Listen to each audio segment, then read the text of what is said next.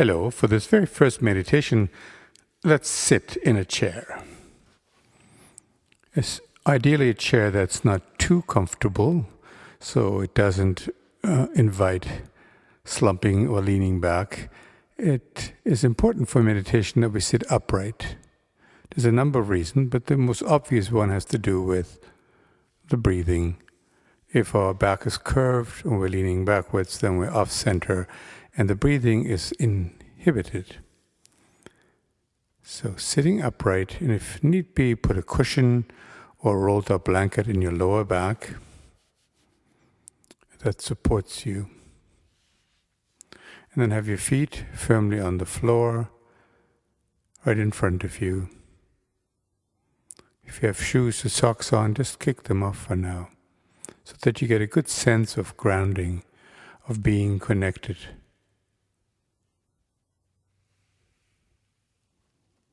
Close your eyes.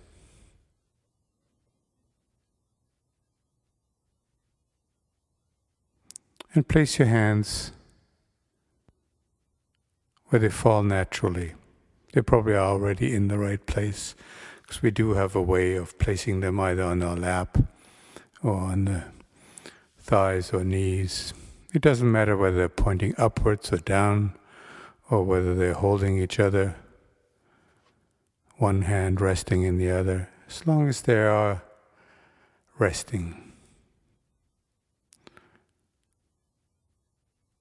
There we are, feet on the ground, spine reasonably straight without forcing anything, eyes closed, and we'll just sit. That's so easily said, just sitting. It's actually one of the more difficult things to do, because what happens immediately, and I imagine you've noticed this already, is that the mind gets busy. Or, more accurately, if we calm the body down, we suddenly become aware of just how busy our mind is, our thinking mind jumping around from one thought to another. You may also notice some physical sensations. Maybe there's an itch here or there, or maybe some tingling, or some tightness, stiffness. So I invite you to just listen to your body and notice. The first thing we learn in meditation is that it is our natural impulse to react to things. If something comes into our awareness that we don't like, or we don't approve, or somehow somebody taught us that this is not how it should be, then we react and do something about it automatically. Such as, if there's an itch, my hand automatically goes there to scratch. If I feel a stiffness in my neck, I'll start doing little contortions to stretch or to bring ease to my neck. So in meditation, what we're learning to do are two things to begin with. One, we become aware. We become aware of thoughts. We become aware of physical sensations. And we become aware of certain feelings that might be arising. Become aware of judgments in our mind that tell us things are right or wrong or good or bad. And we also become aware that there is some automatic reaction that we have to things that we don't normally notice, because we are spending most of our time, most of our daytime anyway, our waking time, we spend in automatic pilot. We just do things, going from A to B. I don't have to think about drinking a cup of tea. I don't have to think about putting on my coat. I don't even have to think about driving my car. All of these have certain consequences, of course. So meditation is, to put it simply, a way of becoming aware. Becoming aware moment by moment. What goes on inside the body, heart, mind, soul, and what goes on around us, immediately around us. And to sit in meditation as you're doing now is a way of training the mind to become aware and over time to learn that we have a choice. Not everything has to happen automatically or reactively.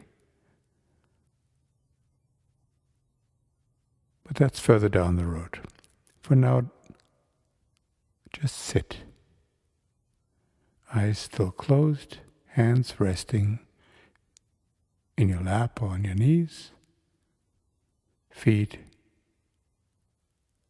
firmly planted on the floor, and the body reasonably upright.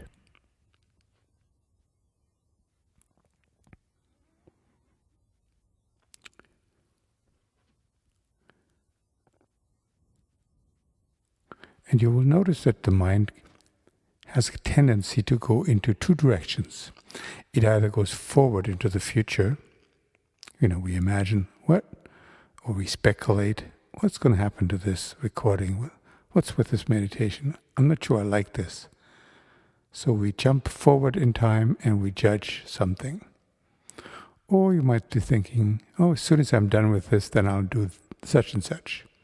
Or later in the day, I am going to have to be such and such a place. Or tomorrow, or a year from now. Or when I get old. Or when my next birthday comes. Whatever. We have this wonderful ability, our mind does, to just time travel. The problem with that is that if I'm thinking about the future, I'm not actually here. I'm not present. And also what happens sometimes when we think about the future, our body responds as if it's actually happening. I'll give you an example. Suppose you have an important meeting tomorrow, be it a private meeting with a friend where you'll have to talk about something that's maybe difficult to talk about, or a job interview, or a meeting with your banker, or with your landlord. And just by imagining what might happen, the body begins to respond, depending on what the nature is of this imagined encounter. The fact is, tomorrow hasn't happened yet. You're still sitting here on the chair. So let's just sit on a chair. And let thoughts just come and go as they will. The mind also is capable of going backwards in time. And it does it all the time without even giving us a signal, without us being aware. You can remember when you sat down to listen to this. You can remember what happened earlier in the day, what happened yesterday, what happened 10 years ago, or 20 years ago. As if it's happening right now. But the point is, it's not happening right now. Right now you're sitting in a chair, listening to a recording.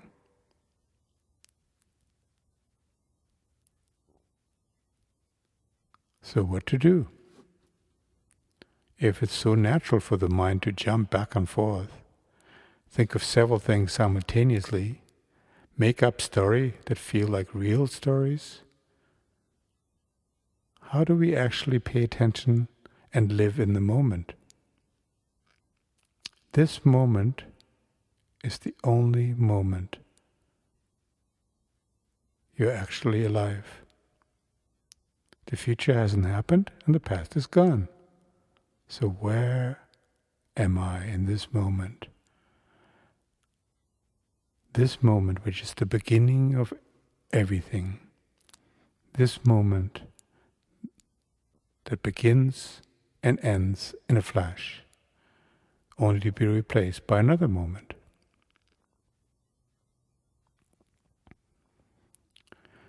Never mind, these are just questions. Let's put them aside and just sit. And one way to be attentive to this moment which is the only time we're actually alive, this present moment, The way to experience it fully is to actually notice the body, because the body is in real time. This body sitting on this chair, these feet, these hands, this neck, these shoulders are here now. This next breath that you'll take has never been breathed before. What a concept.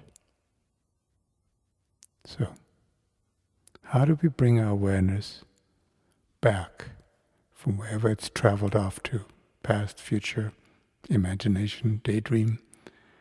How do we actually spend time in this very moment? One way to do that is to bring the attention, the awareness, to this body. I'll give you some practical tips. Notice where your body is right now, where it is situated in relation to furniture and the floor. Where are your feet? Can you feel your feet without looking at them? Can you feel your feet touching the floor? This is not a yes-no question, but how do you actually know that your feet are touching the floor? Can you bring your awareness to the soles of your feet and notice through tactile contact where the bottom of your feet, the soles of your feet, where they are in touch with something, whether it's carpet or stone or wood. Just the pressure of feet against floor or of floor against feet. Without looking, without imagining, can you bring your awareness inside the skin of your feet and actually feel for a brief moment the contact, the weight, perhaps the temperature of your feet against the floor and the floor against your feet.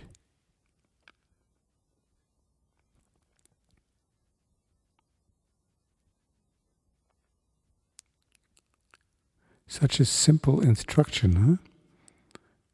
And within split seconds the mind has gone somewhere else. And let's just be clear, it is normal for the mind to wander around. It's normal for the mind to jump from thought to thought. That's why it's called monkey mind. It jumps from branch to branch, just as a crazy wild monkey would. That's just a given. It's normal. It's natural. So in meditation, what we do, we try to bring the awareness again and again to something that we can actually feel. Later on, there's some other techniques involving the breath. But right now, let's just return to physical contact. Here's another one.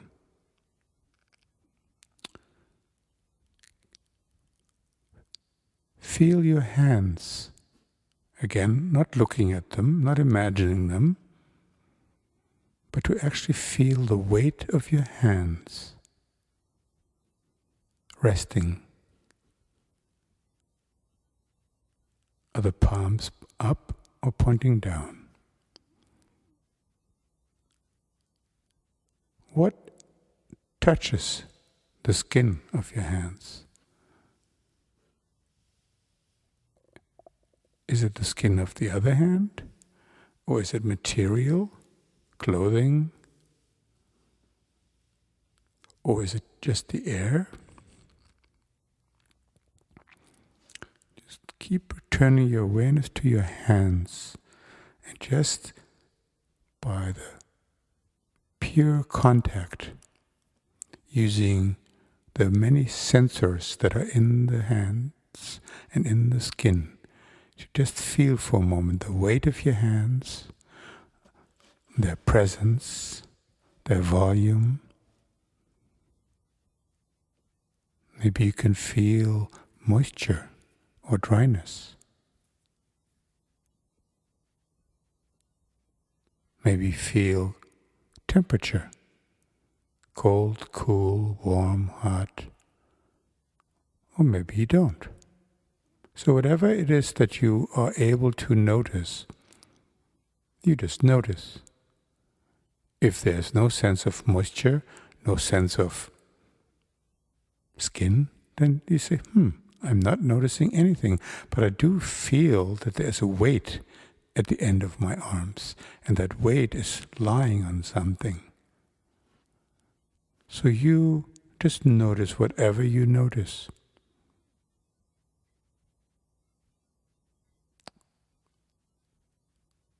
So we've done this with the feet. You've noticed whatever you noticed about your feet in contact with the floor. There's no right or wrong answer. This is not a contest. It's just you practicing and me speaking in your ears.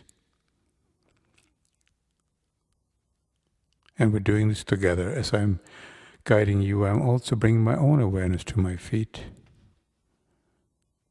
And one foot is slightly different from the other, how it is in contact with the floor. My hands are resting. They're resting in each other. A little while ago they were resting separately, lying on the knees. So you explore for yourself right now.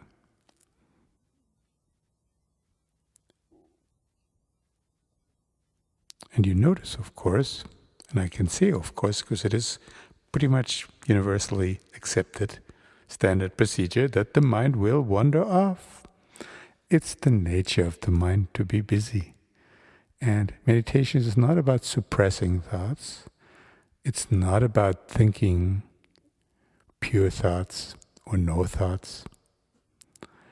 But it's a practice of accepting whatever comes to our awareness. And then over time, and I will guide you through in other recordings, different ways of bringing the awareness to the moment, again and again. And there's some very practical applications for that. And let's give you one before we end this particular recording. Let's suppose for a moment there's a part of your body that's hurting right now. It could be an emotional hurt, it could be a heartbreak, a loss, a change in a personal relationship or circumstances. It could be a physical pain, it could be a stiff neck, or it could be a knee injury, or some other body discomfort that you don't quite know what it's about. In any of those situations, the mind naturally goes to try to figure out what it is. We like to figure out what is hurting and why is it hurting and what can I do about it. Natural, normal mind activity. Meditation, on the other hand, helps us to become familiar with what is there, to just get to know, to acknowledge that there is a discomfort, but not rush in and try to fix it. But first to get to know it. Not even giving it a name. Maybe just saying, oh, I have this dull feeling in my heart space. I think I know what it's about. But if I think about what it's about, then my mind will go there, to the situation, the circumstances that brought on this pain. But I miss the actual experience. I miss the pain, the discomfort. I miss paying attention to my heart. I miss being compassionate towards myself.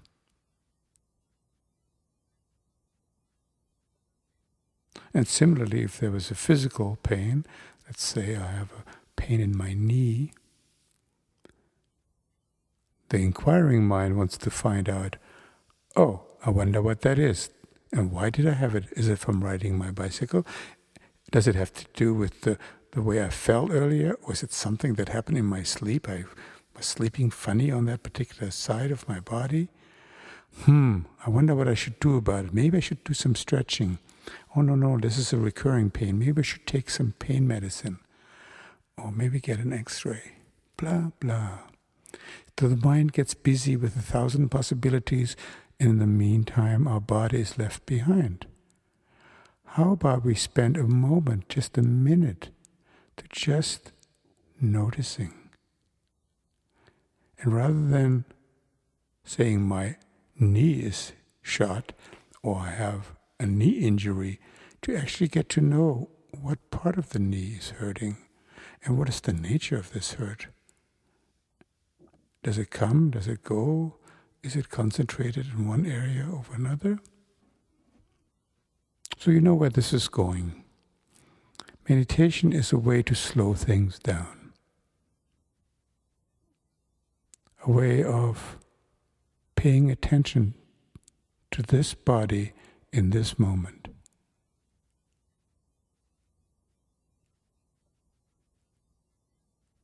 Not to rush to fix anything, to give things a name, to look for a remedy or a cause, but instead to just be still for a moment. And when the mind wanders off, to practice ways of bringing it back. And the other recordings will show you different ways of how we can bring our awareness back to this moment, and this moment, and this moment. Because, as I said at the outset, the only time you and I are actually alive is in this moment. We're not living in the future, we're not living in the past. Although it feels like it.